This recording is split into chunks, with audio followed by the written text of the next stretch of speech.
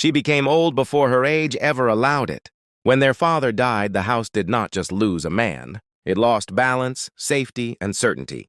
Their mother cried in silence, and the responsibility of holding the family together quietly settled on her shoulders. She was only 19, but life stopped asking her age. Samir was her younger brother, still in school, still innocent, still believing the world would always provide. She decided that day that his innocence would not be taken away by poverty or pain. She left her college without telling anyone. She told people she had lost interest, but the truth was simpler and heavier. Fees were expensive, and her brother's education mattered more. She started working wherever she could, stitching clothes, cleaning houses, tutoring children at night. Every rupee she earned went into the house, into Samir's books, uniform, dreams. She learned how to stretch food, how to hide hunger behind smiles, how to pretend strength even when her body begged for rest. Samir never saw her cry. She made sure of that. When he came home tired from school, food was ready. When he needed money for trips or exams, she found it somehow. When relatives questioned her unmarried status, she defended herself politely, saying she would think about marriage later. Later became a word that slowly lost meaning. Years passed, and Samir grew taller, stronger, more confident. He began to dream big, and she encouraged every dream as if it were her own. She attended his school meetings like a parent, listened to his worries, protected him from harsh realities. Their mother depended on her, the house depended on her, but she never complained. Love, to her, was duty without expectation. When Samir got into a good university, the family celebrated. No one noticed she stayed silent that night, calculating expenses, wondering how many more hours she would need to work. She sold her small gold earrings, the only thing their mother had given her, and smiled when Samir showed her his admission letter. She told him she was proud. She meant it with every broken part of herself. Samir left for the city. Calls became less frequent, but she understood. Life was busy. Success requires focus. She sent money whenever she could, even when she had to borrow for herself. She reminded him to eat well, to stay humble, to remember where he came from. He replied with short messages, sometimes late, sometimes forgotten. She told herself it was normal. He was growing. He didn't need her the way he once did.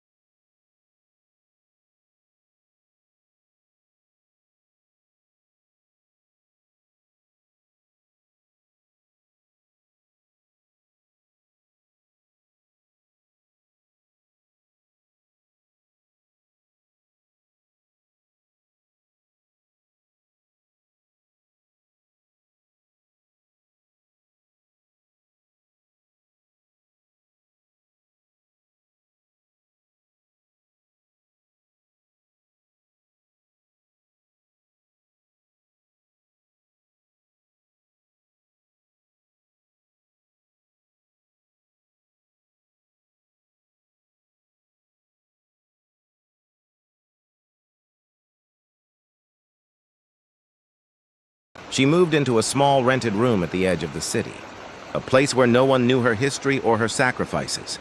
The walls were thin, the ceiling leaked during rain, and the nights were painfully quiet.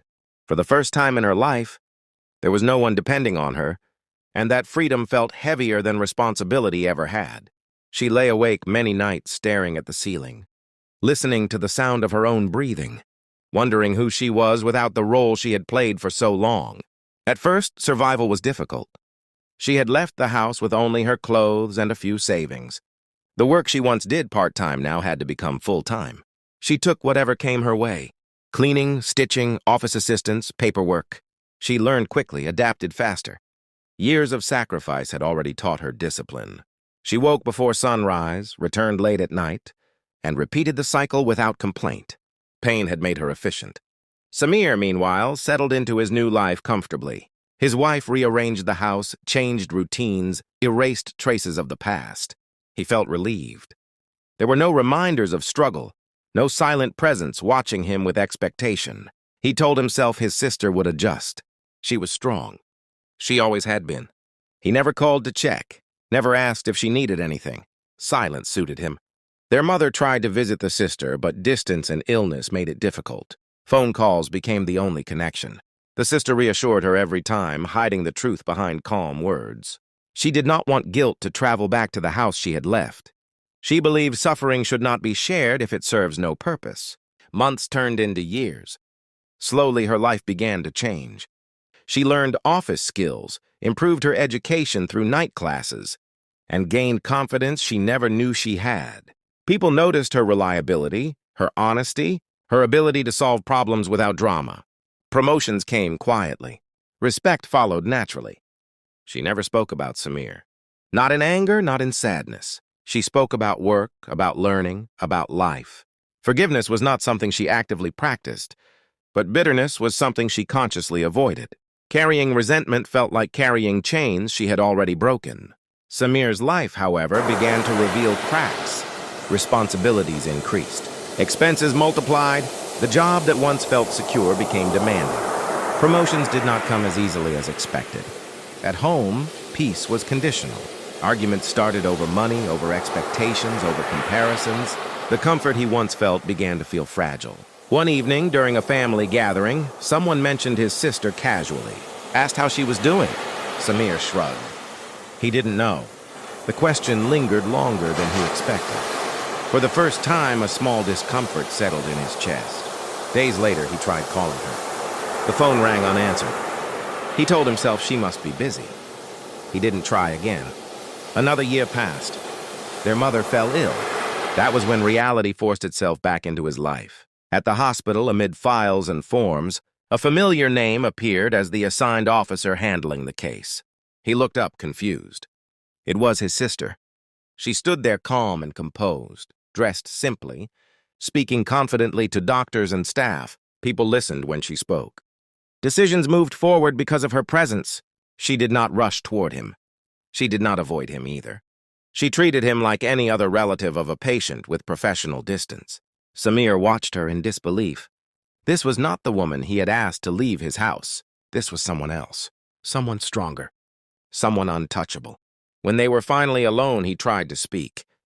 Words felt heavy. "I didn't know you were here," he said. "I didn't need you to know," she replied softly. He wanted to apologize, but pride and fear tangled his tongue. Instead, he asked about her life. She answered briefly, without details, without emotion. She asked about their mother, about medical reports, about next steps. Always practical, always composed. In that moment, Samir felt something unfamiliar. Small. For the first time. He realized that removing her from his life had not erased her strength. It had only removed his access to it. And he understood, slowly and painfully, that her silence had never been weakness. Samir could not stop thinking about her after that day. Her calm authority, the way people respected her, how effortlessly she handled everything he once thought.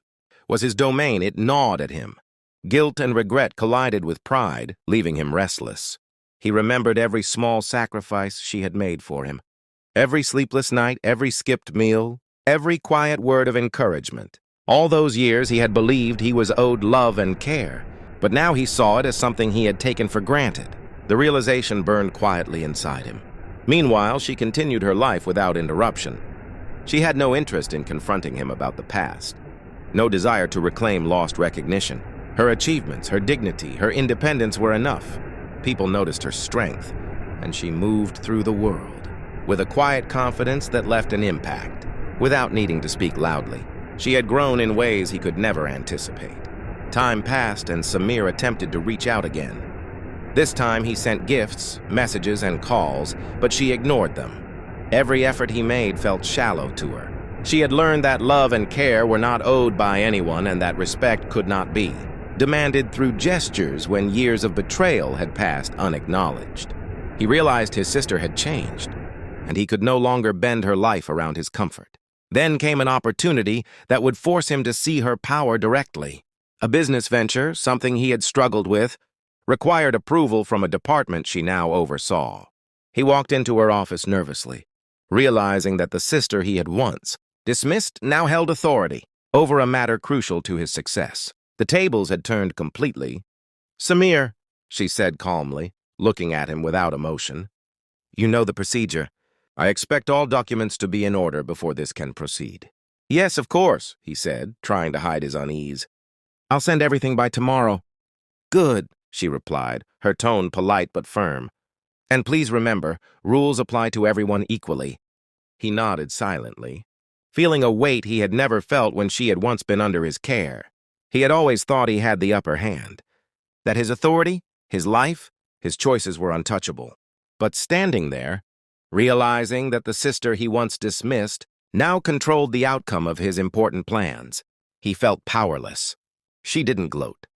She didn't humiliate him.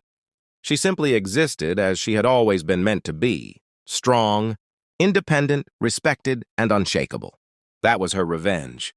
Not in anger, not in confrontation, not in making him suffer directly. Her revenge was her growth, her survival, her ability to thrive despite being cast aside. And in that growth, he finally understood what he had lost.